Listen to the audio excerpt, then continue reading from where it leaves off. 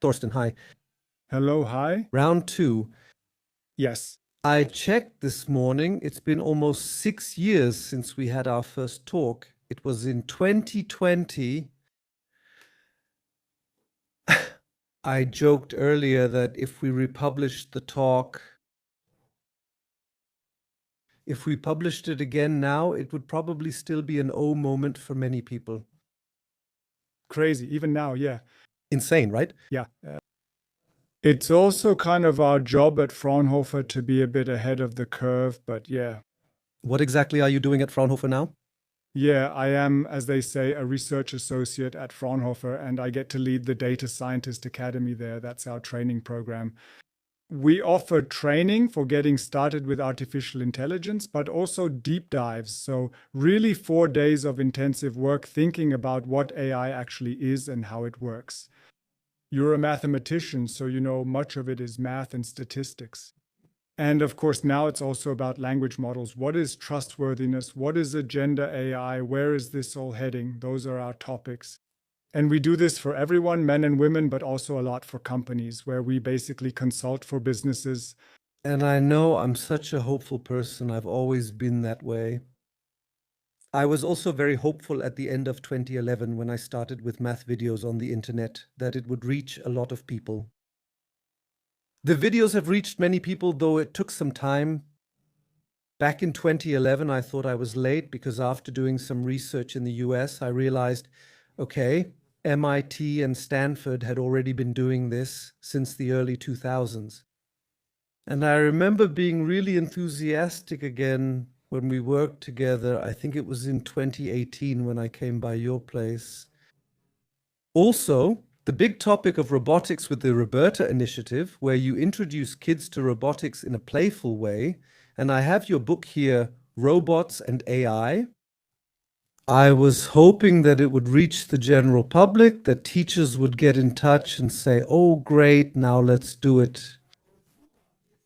And I wondered why it fizzled out like that. Sure, there are a few pilot schools, but not to the extent that you could say, with 45,000 schools, let's really take this topic seriously. We don't have to introduce a new subject right away, but we should approach it in a playful way. And then we're back to the topic that sometimes you just have to keep repeating the same thing until it finally turns out to be true. Right now, we're in the middle of an absolute hype, and everyone is talking about AI. But from my experience over the last 1 or 2 years, very few people actually understand it. And that's why we're talking today. That's why I want to keep having conversations with people who have been involved for a long time, but who are also actively putting practical applications out into the world so that you can really start taking action. So today I want to talk with you about what happens if a teacher in elementary school wants to get into the topic of robotics. Where can they go? What do companies need to pay attention to? Maybe I'll start with a gentle introduction. AI is nothing new. You see, it's been around since the 50s. Maybe you could briefly explain what I should actually imagine when I think of AI? So, is it now robot AI? What is AI? Can you be specific about that? Well, for one thing, our institute, as I mentioned earlier in our earlier conversation, we always say that we've been doing AI before it was cool. And that means there was already AI before ChatGPT came into the world. And some even claim that AI is always what computers can't do yet.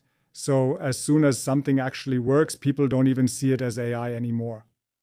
And if you ask someone today, what does artificial intelligence mean to you? Then people say that's ChatGPT, Gemini, Anthropic, so my language models that I can instruct to do things for me using natural language that I prompt.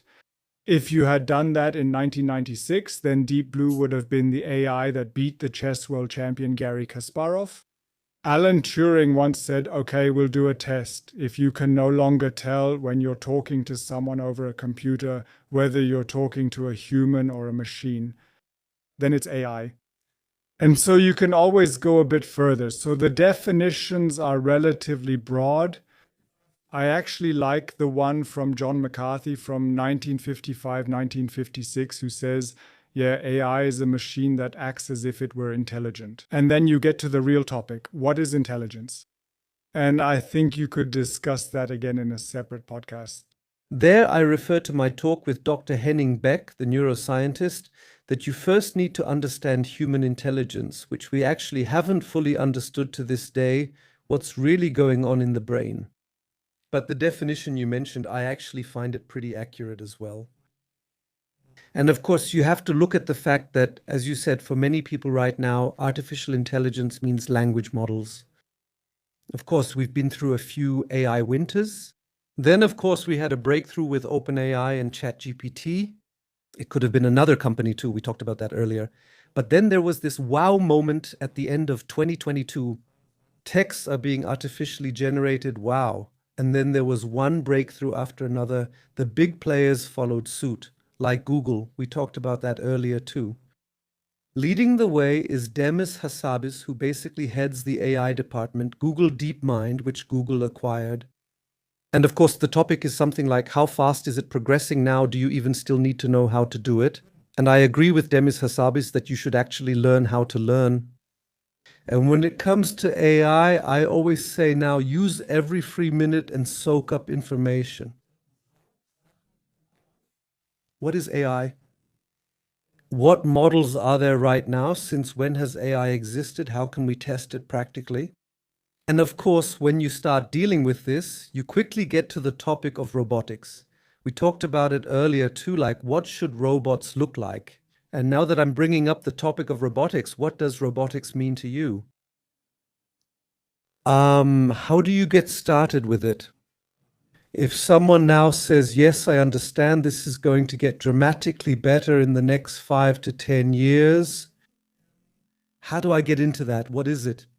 So when you talk about robotics, or as we describe it in our book, it's basically about machines that perform autonomous tasks. That's what they're programmed for. Usually, with a robot, you also have an area of operation. So it's not just a pure computer, but there's also some kind of actuator and sensor technology involved. That means it can perceive its environment and react to it. That's essentially the robot itself. I started at Fraunhofer in 2002, specifically in robotics. Back then, there was a great division. We called it autonomous intelligence systems. They would drive around and get things done and do inspections. So Germany has a long track record in robotics and also with AI. And what we thought back then was, when you see the fascination with robots, when they drive around, you stop and watch them, they catch your attention. It's something tangible, something you can touch. You can use that really well to get young people excited about it. And especially with younger children, students, girls and boys, there is no hesitation to interact with them. And if you want to get started with it, you can get some guidance. There are great hardware systems from Fisher Technic, Lego, Calliope, and BBC Microbit, which you can program using block-based languages. You have to imagine it like Lego bricks. You just click them together and that's it. The commands that are actually sent to the robot are in a graphical block, which visualizes and describes what the robot is supposed to do. So, for example, move forward now, or turn around, or wave your hand, or play music.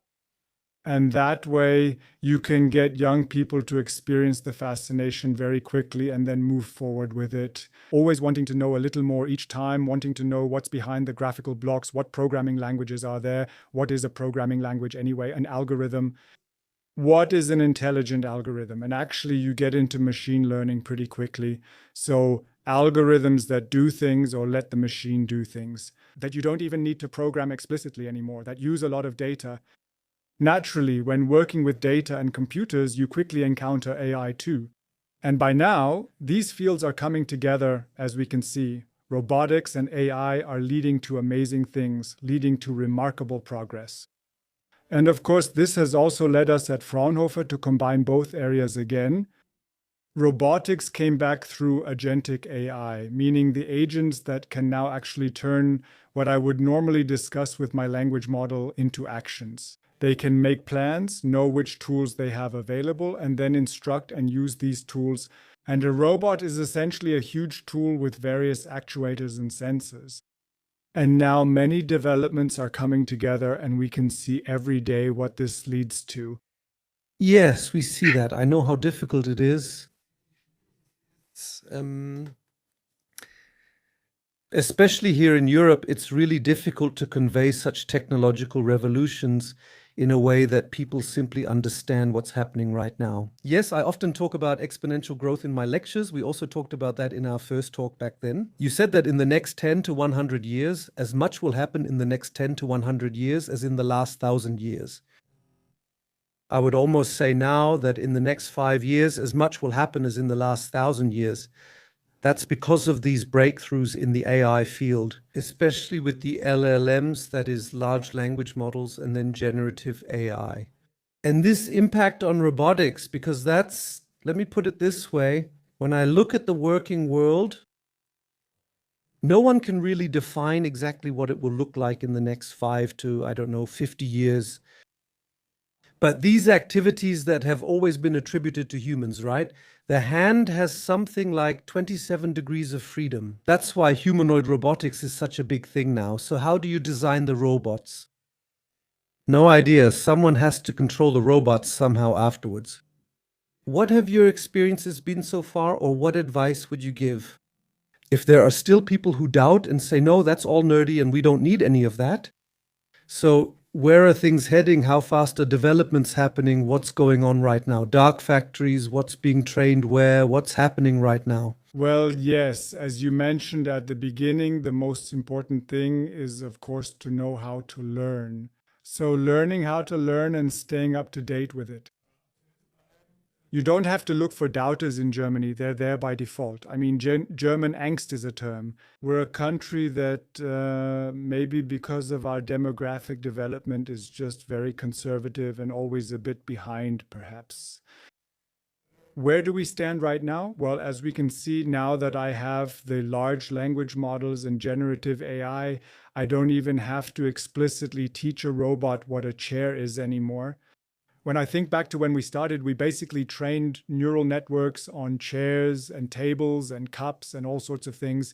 And today I just take a photo of it, give it to a language model, ask what it recognizes, and it can classify everything for me. Or segment anything from Meta. There are great tools. I don't have to do that myself anymore. I can use them. And if I can use that, I'm already pretty close to letting a robot explore its environment as well. And that's what we're seeing now. We're seeing that robots, for example, are being tried out at BMW on an assembly line. Whether that's the ultimate solution is something we can discuss again, but in fact, it's here, it's coming. There are companies in America that are already there as well. Take the next step. So this fake it until you make it, putting robots into people's homes. Then say, okay, now it can open the door when the bell rings or bring me a bottle of water. Turns out this robot was remotely controlled by a person wearing a VR headset. We laugh about it, I do too, and of course we criticize it, but what does that lead to? It leads to people all over the world getting these items, artifacts, or robotic systems into their factories, into their homes, and in doing so, of course, I generate training data. It's exactly the same with cars, with Waymo in San Francisco, or with Teslas. So what you do is you take it a step further. You try to break things as much as possible to get people to do it, to try it out. You collect the data, train the new models, whether it's a physical AI, a body AI, or a world model. That's where we are right now. And the question is, the next big thing after ChatGPT, is it the physical AI model? Is it the world model? There are now also interesting developments where top researchers are coming back from America, coming to Europe, founding companies here. So I'm not that skeptical, but our goal is to motivate young people, to get them involved, not just to use it, but to understand it and then to shape it. And that's where we need to get to. What kind of feedback and experience have you had with the Roberta initiative? How many schools have adopted it? How was the implementation? We eventually stopped counting the schools. It's present in the federal states and making a real impact there. We have tens of thousands of schools, hundreds of thousands of teachers, let's say hundreds of thousands of children who have used Roberta in school courses. We developed our own platform, the Open Roberta Lab, which has had several million visits per year. Interessanterweise Interestingly, most of them in May, over 1 million visits from Saudi Arabia alone. It was rolled out completely there, which is always relatively difficult in Germany because we have 16 federal states. You do it in one federal state, and then you also have to see what the technical equipment is like there. Do we have robots? Can we even put every child at a laptop? Is there even internet access? If there's Wi-Fi somewhere in an old building, can't I use that either? So the hurdles are actually quite big in that regard as well. But with Roberta, we have, of course, managed to contribute to the fact that computer science as a compulsory subject has now been introduced in almost all federal states. And that's already a big success, actually, because that's where we want to get to. We don't want isolated individual initiatives just floating around, but for these things to actually make it into the schools. We need to reach this point, whether through compulsory subjects or teachers. Exactly. A few questions come to mind. On the subject of computer science as a mandatory subject, I also spoke with Professor Christian Spanagel, who is also very active online and does everything he can to promote mathematics and computer science. What's your view on making computer science a required subject? When would you actually introduce computer science? Should you actually introduce new subjects already in elementary school? Yes or no? But I think it still unfortunately has this nerdy character, but it's actually super exciting. Computer science is actually central. Elementary school, yes or no? What if a teacher from elementary school is listening right now? I want to get involved. I know we probably won't get a political decision in the next few weeks. Most important topic, the future. How can I get started? Yes? Yes, because now when we talk about things like robots, programming, bringing robotics together, I automatically end up covering quite a lot of topics. It doesn't have to be separate from other subjects. It can take place within the framework of other classes. It's so accessible that you really don't need any prior knowledge. As I said, the robots from Fischer Technic or Lego or Calliope are already a single hardware unit. I don't even have to assemble them anymore. I can actually use that really quickly. The interesting thing about it is that what we want is to spark motivation and to strengthen self-confidence and self-concept. If I want, I can do it, and that's not nerdy. And to achieve that, I have to start in elementary school. I have to start well before puberty. We know how that conditioning works. And there are studies and research showing that girls are already not as good at math starting from the second grade. They're left behind. Why is that? How can we change that? And often project-based lessons where I really work together in groups towards goals across different subjects are of course a wonderful way for everyone to contribute their knowledge and skills. These are further developed, of course, and new skills are added within the group. And if I have a robot now or other things, I can also do great project-based lessons with AI. I can achieve that wonderfully and relatively easily, of course, without always having this sword of Damocles hanging over me. Now I have class, I have to learn something, this material will be tested, and in the test I get feedback on whether I can do it or not. And with something like robots and robotics, as I said, I can see whether I can do it or not. I have a part that I can program and build, and then it completes the task. Then I think about whether I did it right. And in a proper system development process, like an engineer would do, I check if I made a logic error somewhere.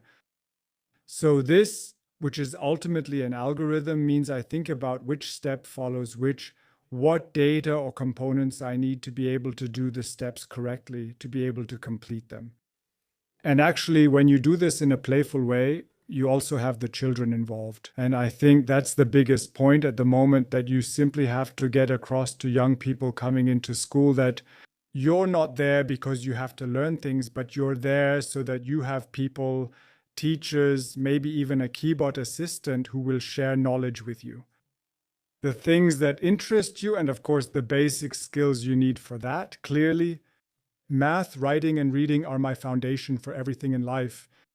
Mathematics, of course, as well. But you're there so you can ask people, I'm interested. That's what school is for. The more I think about it, the more I believe that computer science should actually be on the curriculum starting from first grade.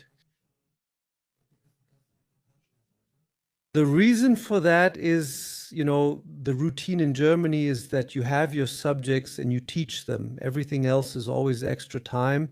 You reorganize, clear curriculum space, do various tasks, but then it just fizzles out again. And now, of course, I know it's difficult. And now we're doing it. Now it's been introduced like this, but I would still like to keep things practical. I'm currently a teacher in elementary school, and I want to start after this podcast. Tell me exactly, and by the way, I'll link it below where you can go now. You've already mentioned a few things. Pay attention to word placement, Fischer, Lego, der and das. But really, because it depends on having motivated teachers, which is why it's still like this and why we especially need more teachers right now. So don't be afraid of AI. We need you more than ever. Those who go ahead and say, I'm not going to wait, I want to start now and I'll make some time for it. Give me a short version.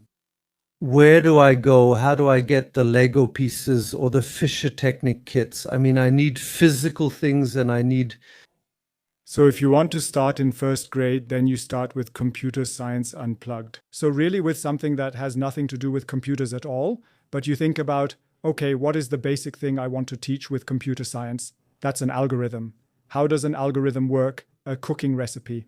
Then you take some carpet tiles or you take two kids, and then one kid explains to the other how to maybe walk around the table with their eyes closed and how to control that. You'll find out pretty quickly, okay, how do I break a problem down into sub-problems? How do I explain what I want child A to tell child B? Like, do I say take 3 steps forward or do I say go 3 meters forward? So yeah, can I just do that if my eyes are closed? How can I protect myself from running into the table? Maybe I put my hands out in front. Those are my sensors. So I'm super quick to get started with computer science. Without a computer, without robots, without Lego or Fischer Technic, there's Computer Science Unplugged with many great ideas for doing it. Of course, it often helps if the teacher brings in their own interests and thinks about where their strengths are. What are my core competencies? What do I want to teach the students? And then looking at it again from the perspective of computer science, it's actually quite easy to incorporate some elements of computer science lessons into the ideas I just mentioned. It's pretty simple. And you don't really need to invest a lot of money in buying hardware for that. Of course, at some point it might be even more fun. We know that when we have more options, sure, then you can get into robotics. But already many everyday topics that we have, that we use, like how we navigate, how we orient ourselves, these are all topics from robotics. Like when we think about mapping out where the hallways, the offices, or the classrooms are, who sits where. Yes, that's one thing. I create a map. And based on the map, maybe someone else can orient themselves again. Then I put certain landmarks into the map. Those are my beacons. So that's how maybe your vacuum cleaner at home also finds its way, by remembering, okay, where did I bump into something? How far did I go? These are topics I think that goes pretty quickly. In my opinion, you also have to deal with it yourself a bit. Where do you come from? What interests you? And then you find many great opportunities and ideas to integrate into your lessons. Yes, I'm curious when a kind of revolution will happen across the board, because it's just such an essential part for the future, especially for the world of work.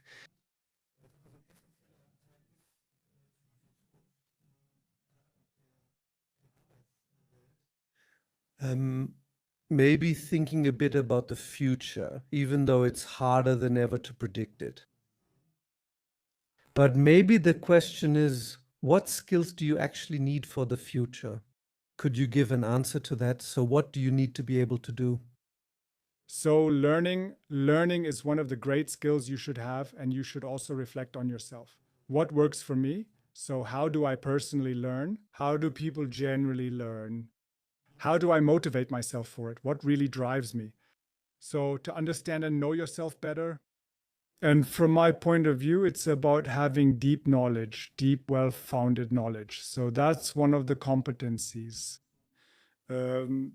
maybe deny it, dispute it. I also know some people who say, you don't need knowledge anymore, everything is available here now.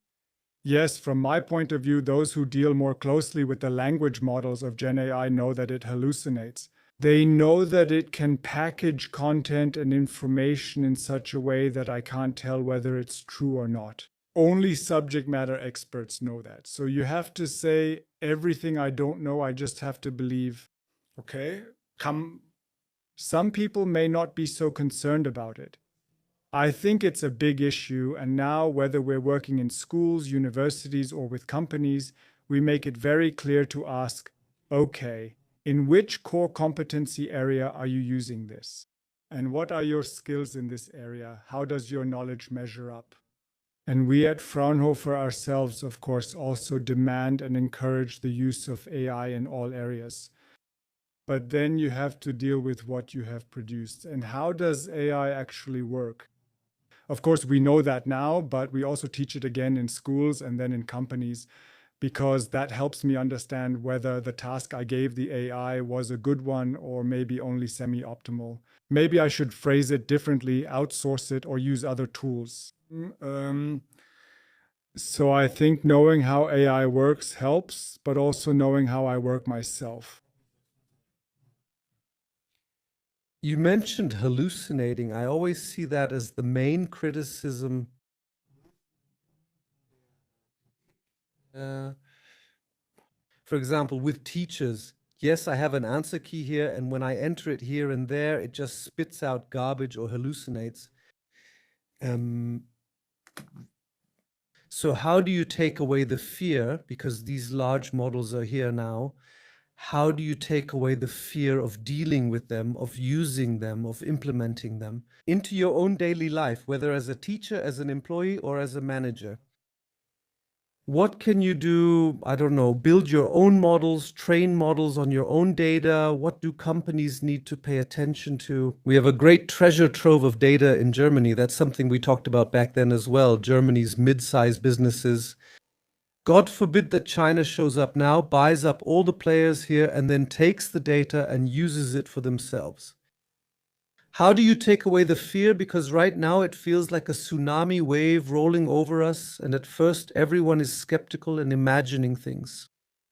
How can you use that in a positive way? How can I put it into practice? Exactly. So, I mean, there are several areas, components. I would say that the students are already using it anyway. So whether they use it at school or not, that's relatively irrelevant. They use it anyway, at the latest at home when they get an assignment and have to solve it with it. That's one thing. There are teachers, of course. How can I take away their fear? From my point of view, ideally, schools and school authorities, or even federal states, should provide the necessary infrastructures, architectures, and then the tools. Those will work for me. I can't go wrong with them. The teachers should be trained. They should be brought up to speed. How do I use the tools correctly? What am I allowed to do? What am I not allowed to do? A bit of the UI or AI regulation actually helps there as well.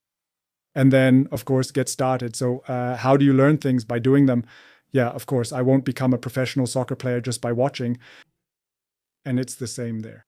It's definitely important to actually get involved with it myself. Don't fear mistakes. Embracing them is part of our culture. And then there's also the fear, but we've always had that since Roberta, since the robots, the fear that I have to know more than my students. Yes, I'm a coach. I guide them. I can set boundaries. I can also say maybe that's going in the wrong direction, or just take a step back. Let's look at this together. So not saying that I always have to be 3 steps ahead. That time is over.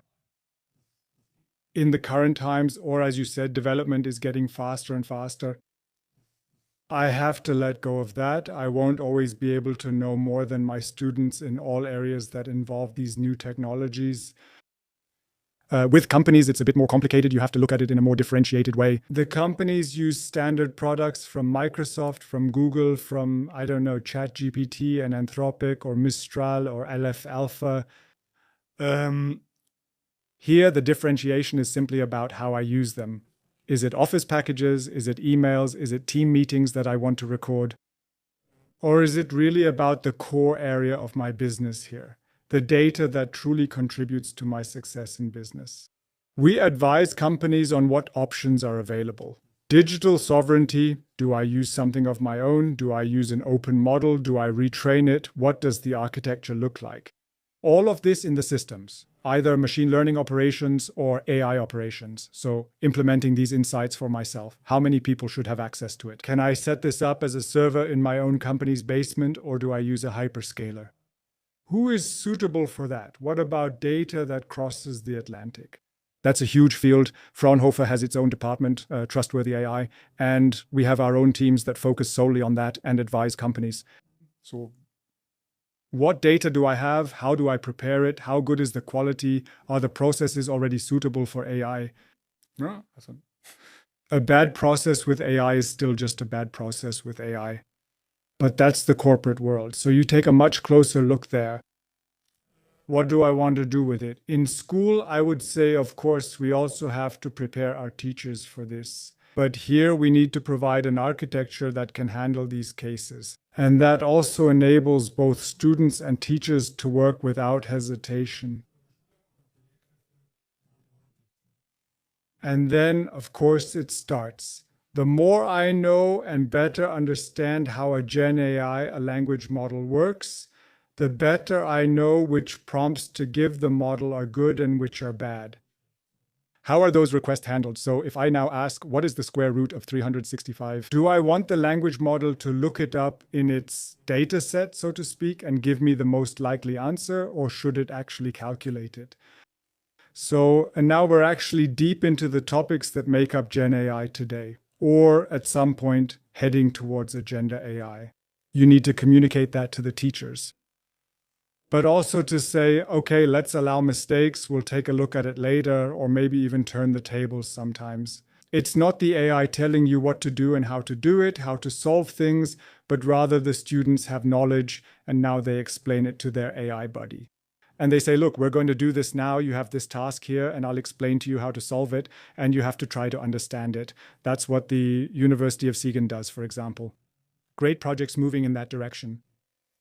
So from that perspective, I think the infrastructure for schools needs to be put in place externally so that teachers and students can work well and have the courage in the classroom to do that and then reflect on what happened. Was it good? Was it bad? Let's take a close look at what came out of it. We examine this critically, but clearly, I think the point of dealing critically with AI is something that's already built in Germany. Yes, that's true. I'm just saying that conscious use of artificial intelligence is actually indispensable now.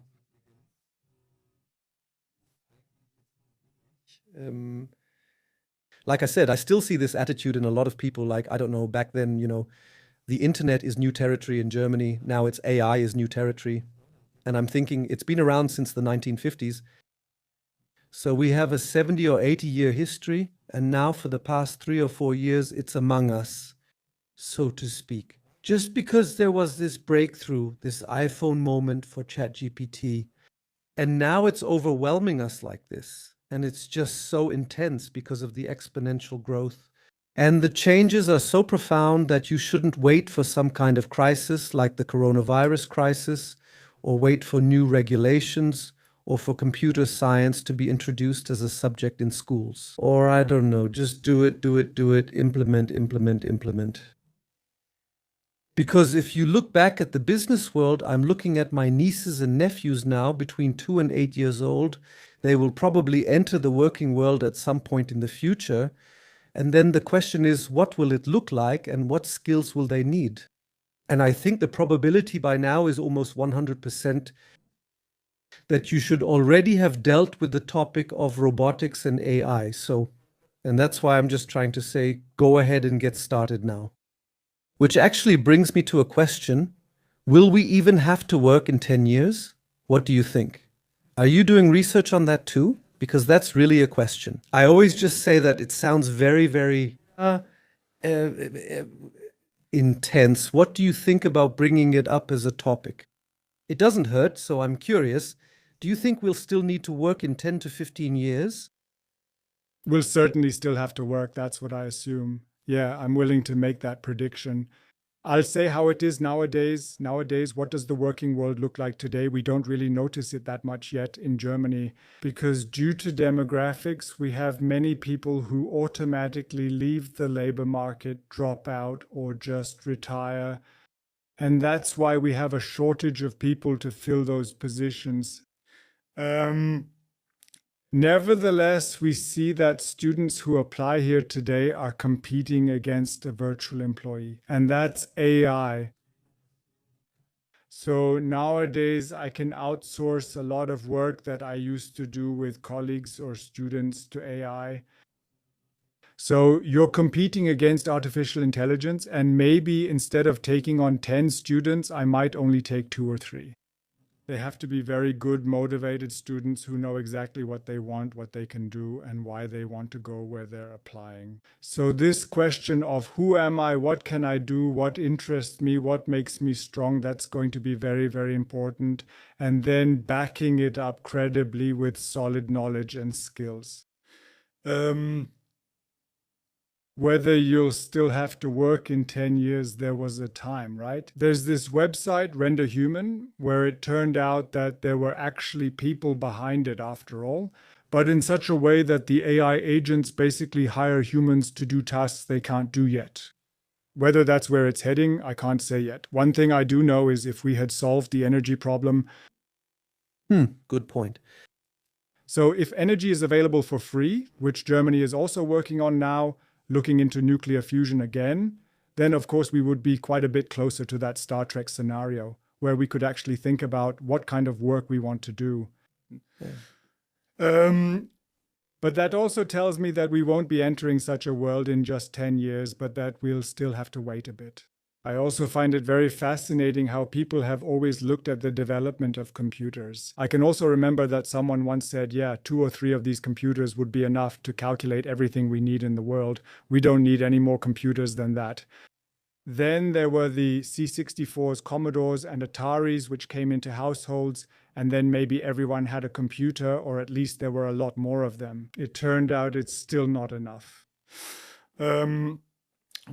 I think we have to take a look. As I said, in 1996, AI was a problem. Chess computers, where it was said that now the computer is so good that it can beat even the smartest people here who play chess and can calculate moves ahead. Now we have another moment like that. Maybe in 10 years, we'll look back and say, okay, I still have to work because AI can really do a lot of things, but the last 20% I still have to do myself, or when it comes to programming. It programs well, but I still need to review my application myself to find the real problems. So I have to get that out of people.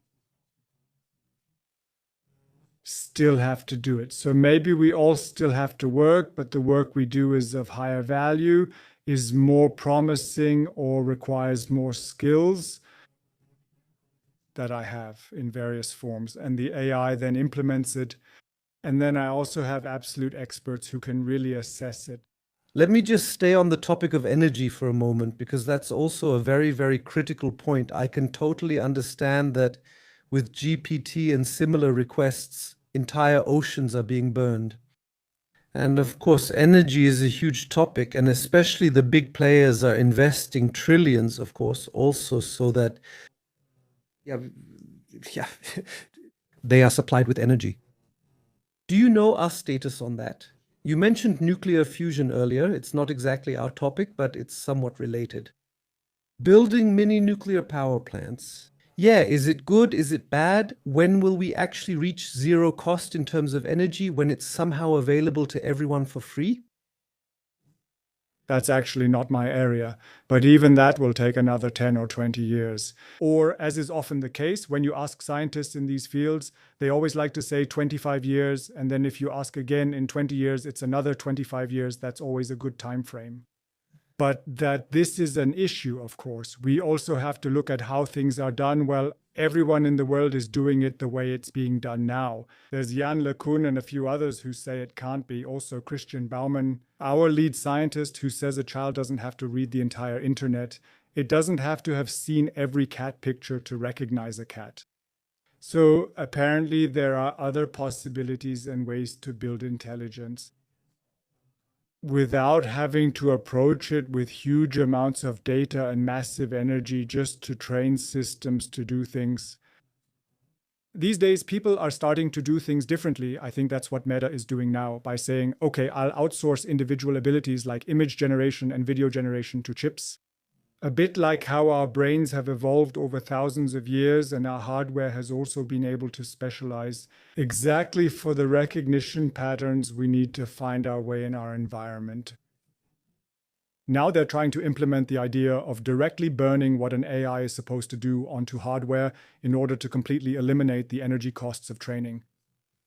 From that perspective, these are exciting. But what's absolutely fascinating about AI is that researchers' views differ so widely, more so than in any other field, really. Some say we'll have AGI, meaning superintelligence that can do everything better within the next 2 years. Others say that with our current ideas, models, and architectures, we'll never achieve that. The views of truly top-level AI researchers who have done groundbreaking work differ enormously. When you said earlier that children, especially children, learn relatively quickly with less information and build intelligence, and our brain, I don't know, I think it's 20 watts or so at most. That's really nothing. And what we've actually created with it, and the question is, how do you actually achieve that? Or is it a biological AI that you create a physical robot? One has something similar to what's up there, but the brain hasn't even been studied for that, and that's not our topic now. Still, it's wild to consider whether that's how it gets solved or not. Also, why are we doing this and stressing ourselves so much? Dr. Henning Meck said that every technology should give us more time, but we have less and less time. So somehow we have less and less time, keep doing more and more, and now you also have to use AI, and I understand that too. And now it's about streamlining processes, etc. But it's really interesting. Actually, this AI should be used so that we simply make repetitive work unnecessary. Actually, when you ask yourself, where do we actually stand with this whole topic? We get up to work so we can live. We spend most of our time doing that, but does it really have to be this way? It's philosophical. I don't even want an answer, but those are intense thoughts. Tell me, let's assume this topic of energy. When even the top scientists, you mentioned the range, some say everything will happen in 2 years and others say in 20. Let's say that's almost solved. And now I'm thinking in a really practical way. If you now, like here in this room, there's someone sitting there who actually has a secure job because no one else is doing it yet, that you would then come over here afterward. Then the podcast is recorded, but then you have to edit it, or then he has to edit videos. Then you still have to do that. You still have to navigate. And then I imagine the energy issue is solved. And now you put a robot, a humanoid robot there, and it looks at it. And then probably within, I don't know, a few days, he's got it down. And then I say to myself as a company, well, the robot probably cost me 5,000 a year, including maintenance costs and a bit of energy and so on and so forth. Do you think that could actually happen? You really just have to think it through and say, that's probably why humanoid robots are being built the way they are right now. You simply look at every worker. And where could I place such a humanoid robot for lower costs and train it? That's how it's going to be. The question is whether the two of us will still be sitting here or whether it'll be humanoid robots instead, maybe ones that can comment on it even more intelligently. But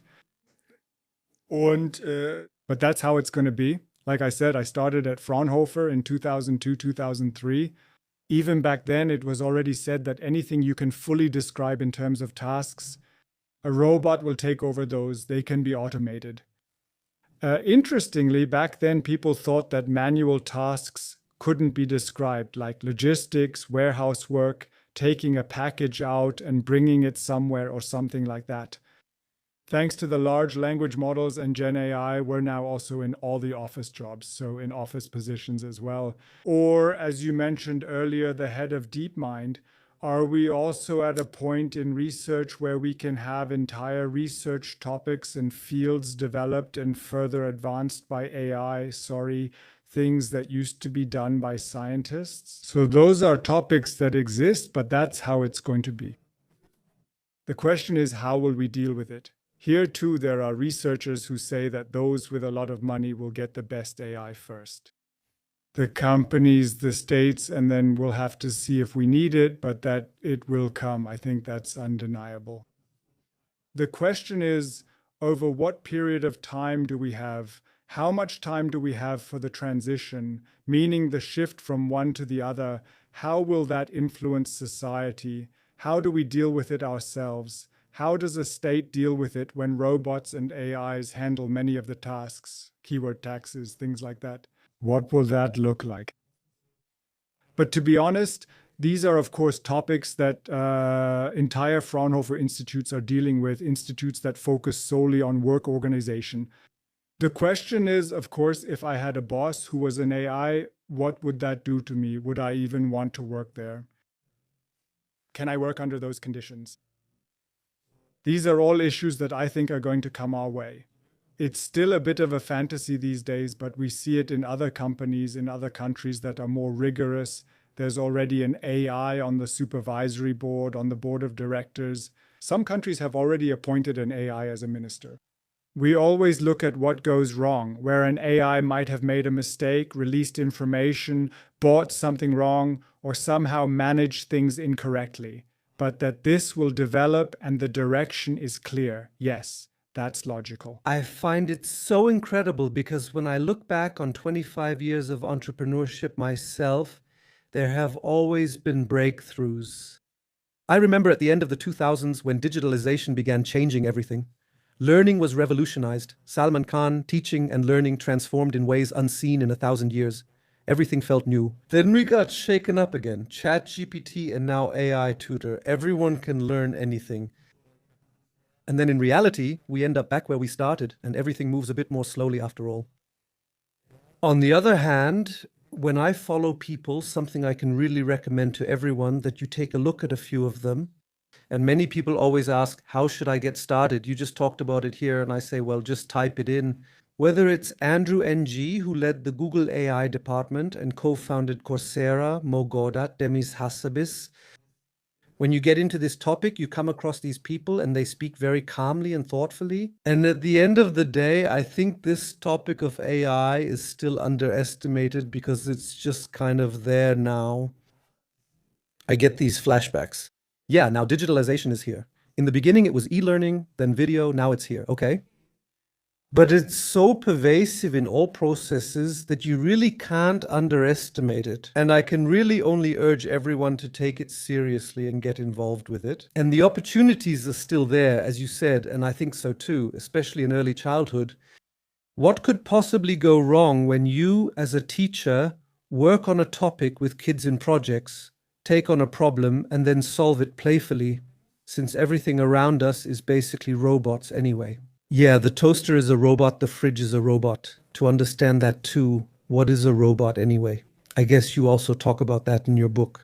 To understand that it's simply everywhere and that you can approach things playfully and understand them, and then we can also shape it. Instead of saying, oh, we'll just do the same stuff until graduation. And then you go out, and then I go out into the world, and suddenly everything is different. So maybe just about your book, because I'm really curious about it. Exactly. So fear is not a good advisor. It never has been.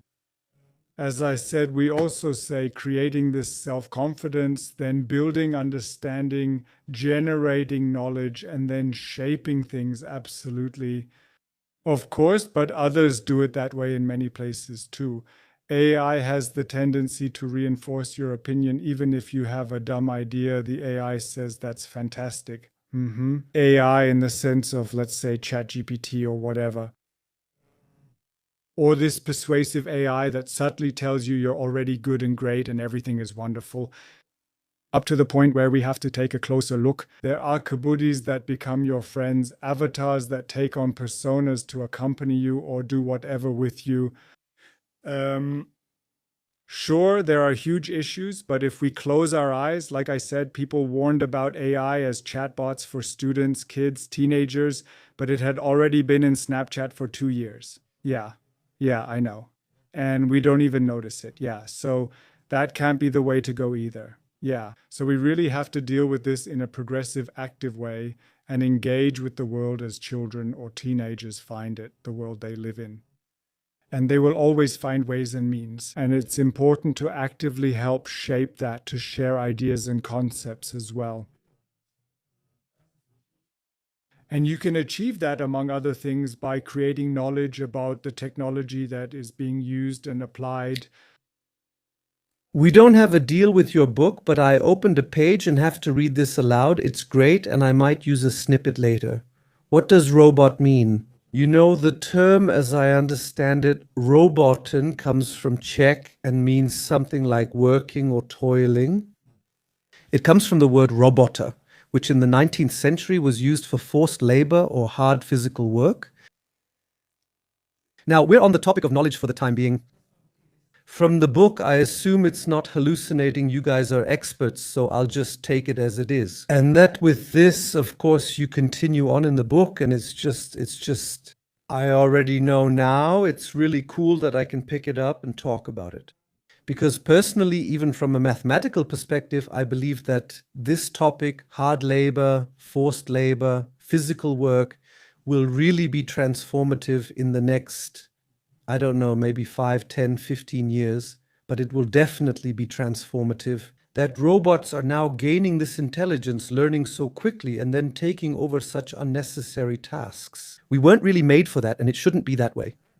And then the question will be, where do we go from here? Being creative, solving problems? Exactly. And the future is already here. So then I can only recommend that everyone visit a farm and see how they deal with digitalization, robotics, and AI there. And maybe we are made for it. We could do it very well. I mean, we shape our environment that way, but then we just don't feel like it anymore. Then you should look for harvest workers who pick asparagus or dig up potatoes, but nobody wants to do that anymore either.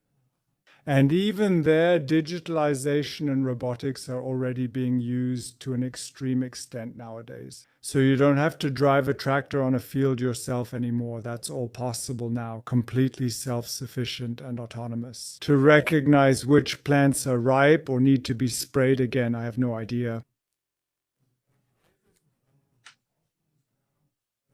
That can already be done today too, using image recognition to target specific spots. A robot goes over it, recognizes, okay, this leaf has a fungus, I need to treat it again, but not there. All of that can already be done today, but maybe you just don't really notice it. And from my point of view, that's of course an issue that we don't really communicate the use of technology to the broader society anymore. That we actually say, get involved with it, it's fun. 20 years ago, we had the issue. Why isn't math cool? Why can't we manage to make it appealing, even though we're the country of poets and thinkers? So what's wrong there? What's going wrong? Why can't we put those who achieve a lot in our society at the forefront and say, hey, that's great, we appreciate that, we value that also in school? That you go and say, those who achieve top performance, I just heard that again today. So yes, AI might lead to the gap widening and those who use it might get even better, but that can't be an argument. If some people get even better, you shouldn't stop them from improving. It's actually great that someone can get even better. I don't want to stop them. I wouldn't say you can't use it now because otherwise you'll have an even bigger advantage over those who can't use it yet. Exactly. So I think those are the main topics. And from our perspective, we have to get there. That's our only resource. We've been saying that for decades. It's already in our minds. To create motivation, to create the will to contribute here, to help shape the future. Yes. That's the essential element, yes. So, programming your own robot at home. I'm actually flipping through the book right now. Actually, I just thought of a question about sensors and data. That's always a fear that many people have. So, frequency waves. Why do we have to digitize everything and equip everything with sensors and make everything better? What about those frequencies?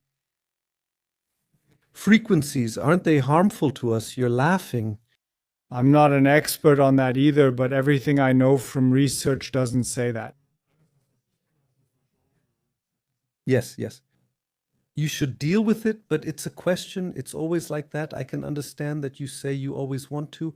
I know another band that sang back then, higher, faster, and further, always higher, always faster, always further, always more, always optimizing, optimizing.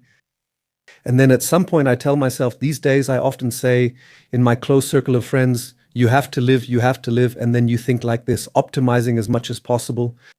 Why? What for?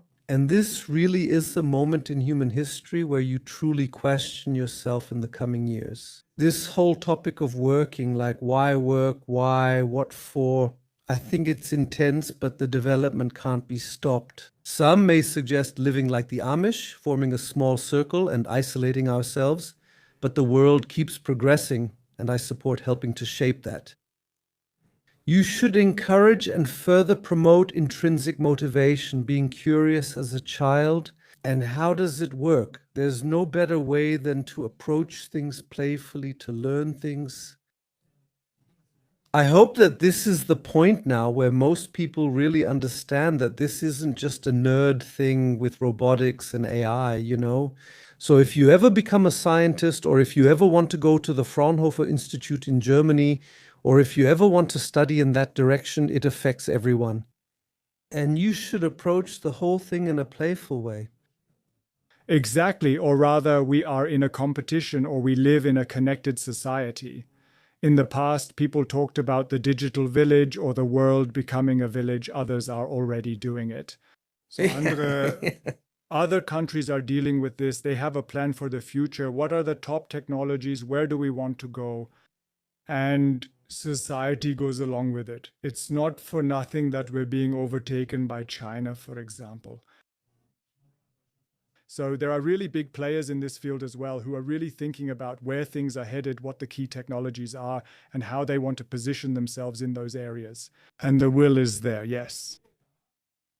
That's how it is now. I would say that this isn't really an issue at Chinese universities. So it's not about whether I still need to be able to do it, but rather how can I help shape it? What do I need to know to take the next step? That's the issue. I'm not saying we should stop learning because Google or AI knows everything. That idea's been around.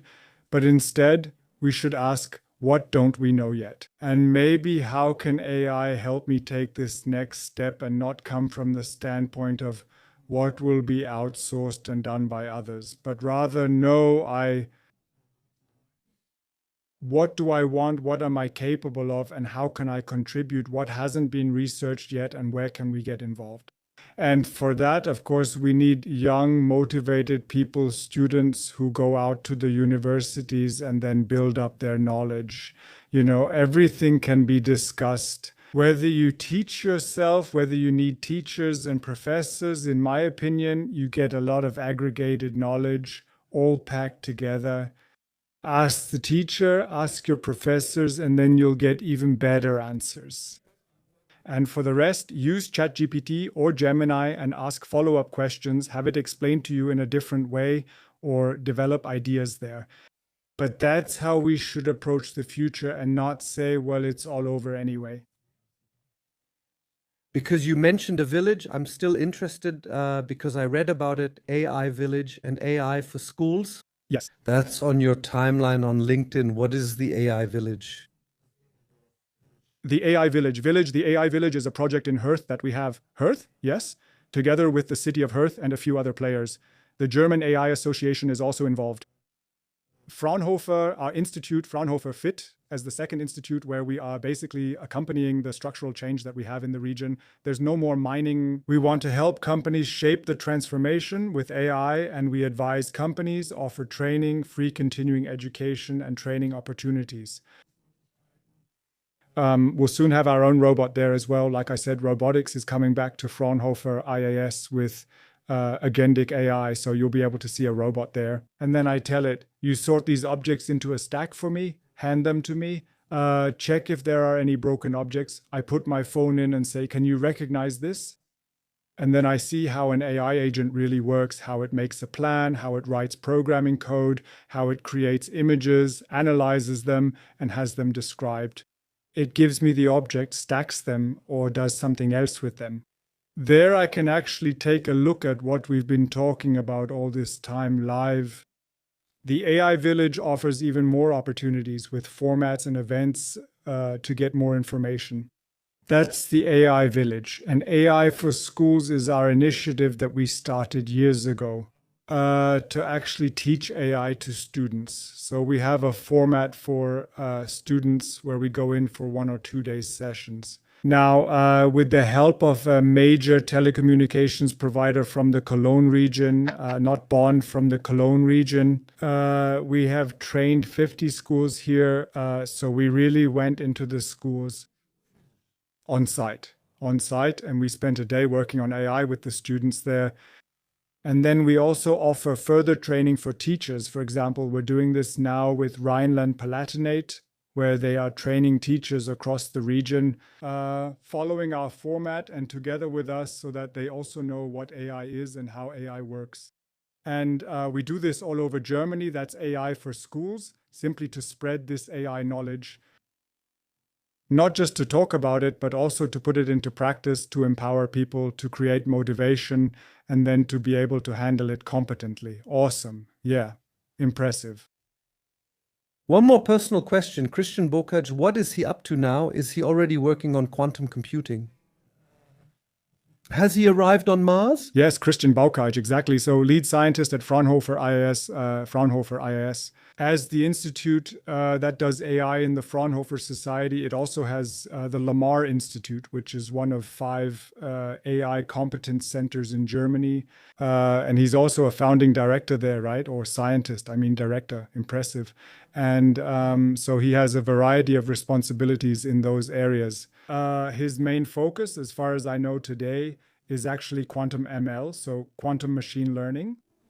To get into that and then take a look there. Okay, how can we design algorithms to use them on a quantum computer? Because actually that would be it now. Besides CAN fusion, quantum computing is also a really exciting field. And Christian Bokaj is very active in that area, yes. Yes, I'd really like to do a deep dive with him on that at some point. That's something I think I'd like to continue with that. I think now it's slowly becoming more interesting for the general public to dive deeper into that, but I think it could become a topic sooner than expected. Yeah, crazy, awesome, amazing. Thank you. Thank you as well. That was refreshing. I'm curious to see how we'll achieve everything. Awesome. We're going to chat a bit more now, and then I'll see how all this looks 5 or 6 years from today. Yes, when we're sitting together. Then we will all program our own future. Thank you. Thank you too.